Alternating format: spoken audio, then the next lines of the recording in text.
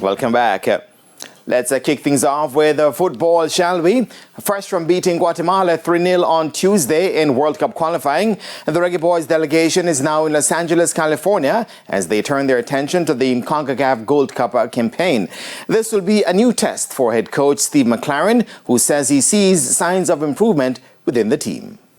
Reggae Boyz head coach Steve McLaren says Arnett Garden striker Warner Brown has been a great addition to the team. Brown scored twice in a 3-0 win over Guatemala in the final group game of their second-round World Cup qualifier at the National Stadium on Tuesday.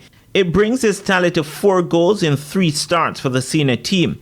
McLaren admires the attitude of last season's Jamaica Premier League's top goal scorer. You know, I think we first looked at him in the local camp, and we liked his energy and his enthusiasm and his pace, and he runs behind. And he's always in the middle of the goal. So to bring him in, and we threw him in against St.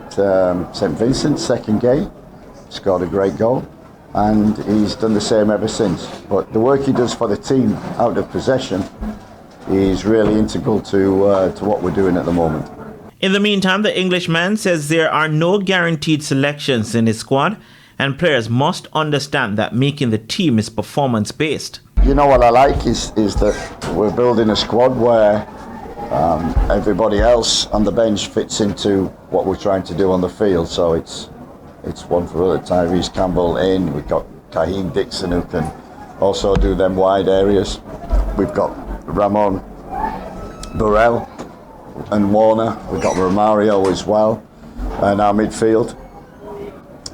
You know, there's competition in there, so there's competition for places, and I think that was the message, that nobody comes here and it should expect to play automatic. They have to earn the right, and now they've earned the right to play. Now they've got to earn the right to stay in that shirt, because the competition is behind them is very good. The Reggae Boyz will face Guatemala for a second time in 7 days when they meet in their opening group game of the CONCACAF Gold Cup. However, McLaren expects a far tougher game on Monday.